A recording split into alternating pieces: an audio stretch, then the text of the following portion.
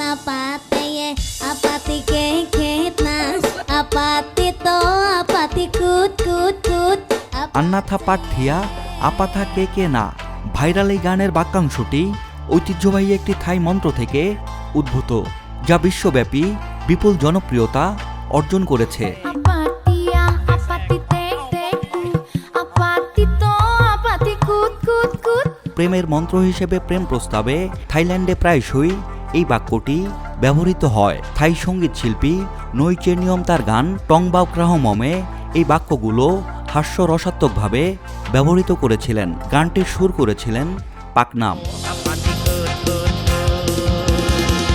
গানটির জনপ্রিয়তার কারণে নৈচেনিয়ম 2010 সালের থাই কমেডি সিনেমা দ্য হোলিম্যান 3-তে একটি ক্যামিও চরিত্রে অভিনয় করেছিলেন, যেখানে তিনি আন্নাথা পাঠিয়া আপাথা কে কে না এই বাক্যাংশটি উচ্চারণ করেন,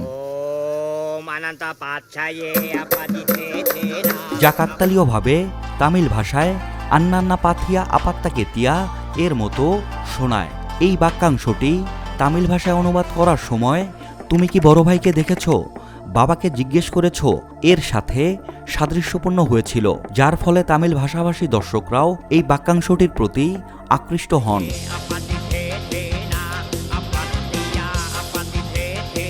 দ্য হোলিম্যান 3 থাইল্যান্ড এবং দক্ষিণ পূর্ব এশিয়ার অন্যান্য দেশে ব্যাপক খ্যাতি অর্জন করে। সিনেমাটি মুক্তির পর 2014 সালের নভেম্বরে টংবাওক্রাহমম গানটি ইউটিউব এবং স্পটিফাইয়ের মতো অডিও স্ট্রিমিং প্ল্যাটফর্মে লুকথং কমেডি অ্যালবামের অংশ হিসেবে যুক্ত হয়। apati ke ke kut apati to apati kut kut kut 2019 সালে ইন্দোনেশিয়ার লোকসঙ্গীত শিল্পী নিকেন সেলেন্দ্রি তার পরিবেশনায় আন্নাথা পাঠিয়া গানটি অন্তর্ভুক্ত করেন।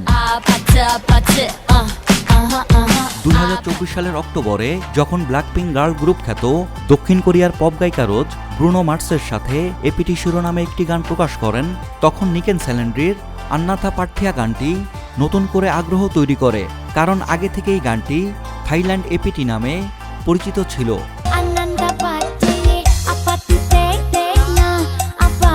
এই অপ্রত্যাশিত ডমিনো প্রভাবটি অবশেষে তামিলনাড়ুতে পৌঁছে, যেখানে তামিল বাক্যাংশের সাথে ফোনেটিক মিল স্থানীয় দর্শকদের দৃষ্টি আকর্ষিত করে, ফলে অনলাইনে বিশেষভাবে আলোচনা এবং মিমের জন্ম দেয় গানটি। সাজ্জাদ শুভ, দেশকাল নিউজ।